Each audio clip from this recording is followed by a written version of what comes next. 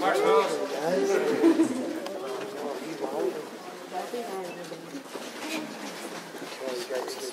Everybody get in nice and close because I'm going to give you some atmosphere here in a minute.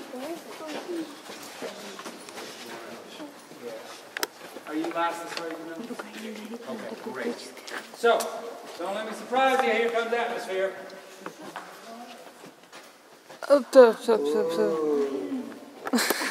Now, I'll ask you this favor.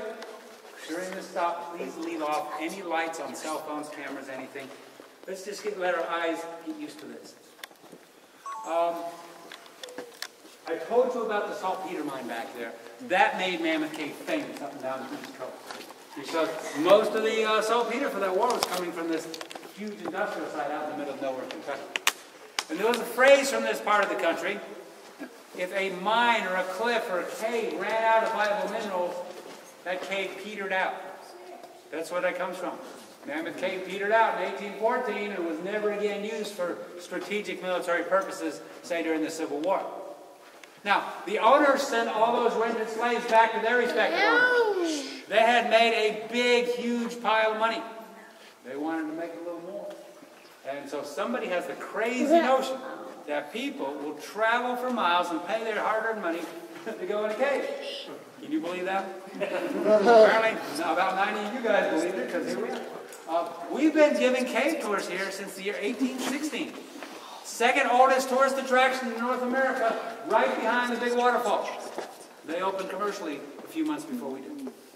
If you're here in the 19th century, there's no electric lights. Here's what we give you to operate with. This is a replica of a whale oil lamp in New England. The pioneers brought these with them. Now, the problem with a whale oil lamp in Kentucky, we don't have any whales. But we like to cook things. We like to fry things.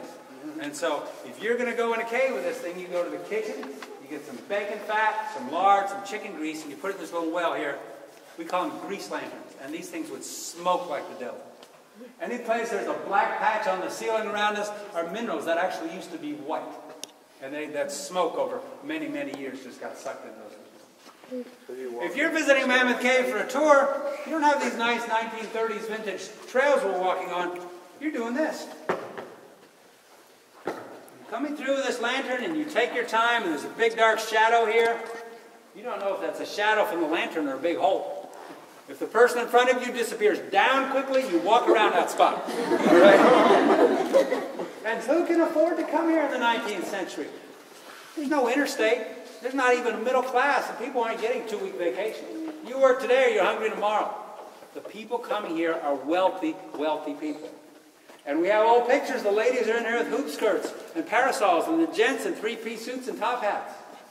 And they're climbing over these rocks, getting smoked by lanterns.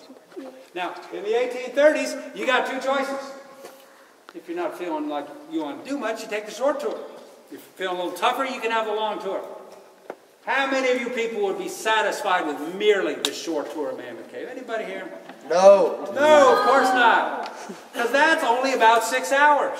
And there's no trails. You climb up this way for about 3 miles, you come to the end of the cave and you climb back. Right? Once more parts of the cave are discovered, you could literally go 14 or 15 hours in the cave. The guides carry backpacks with fuel and food. If you want to go, here's your life. Now, everything changed in Mammoth Cave in 1838. A man named Franklin Gorin bought this place. He brought with him a young man named Stephen Bishop. Bishop was 17 years old. He was a mixed-race individual. His father is white. His mother is black. Stephen is 5'6". He's intelligent. He's adventuresome. He has the perfect aptitude for exploring and discovering cave. And by the way, if you're a mixed-race individual in the year 1838, you're a slave. Stephen Bishop was not a person. He was property. And the boss says, here you go, Stephen. Take people through the cave. Unfortunately, he was a very intelligent person because he started taking people through the cave without getting lost or killed or anything. But on the days nobody's here, Stephen starts exploring a little bit. And turns up miles and miles of cave that nobody had ever seen before. He's really a remarkable person in his own right. He's so successful, the cave changes hands. In 1839, a wealthy man from Louisville buys it. He spends $10,000 in 1839. That's real money. On that particular day, Mr. Bishop was worth $600. Now, there's 2 other African slaves who were brought in at that time. So there's 3. They're boys brought here as teenagers in the 1830s. And they give you a tour. And they got these lanterns and they got these shadows. What do you think they're doing? They're telling you ghost stories. You're getting a little hair on the back of your neck to stand up a little bit. And I told you we were going to stop at one of the most famous locations in Mammoth Cave. Look behind me. Can you see the giant's coffin? Yeah. Hey, shh. Last time we came through here, we woke up the giant. He didn't go too well. And everyone's going, uh-oh, what did he get me into? And they had a trick where they can lower this lantern, and the shadow looks like the lid's coming up on the coffin. Now, I can't do that with a lantern, but I can cheat, use my flashlight. Watch the wall. Watch the wall behind the coffin. See if you can see the lid come up.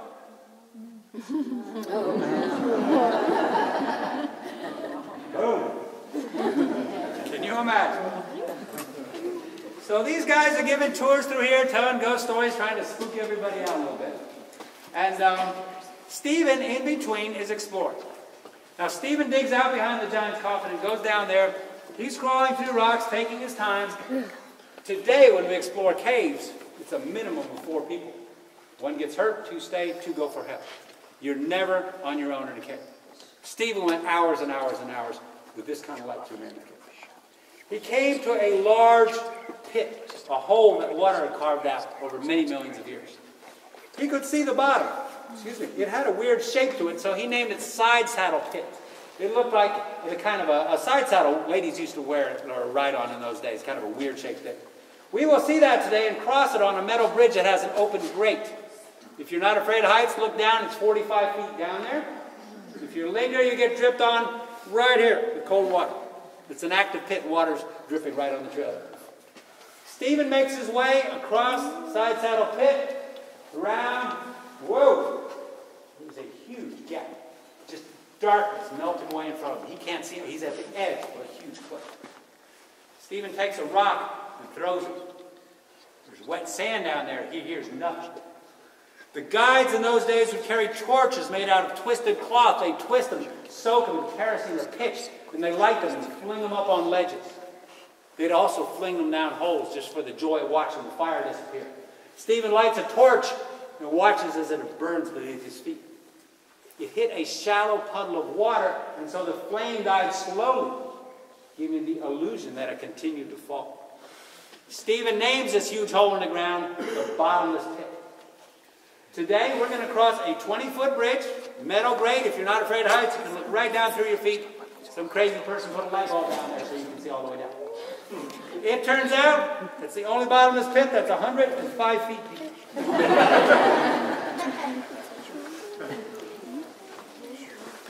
Let me tell you where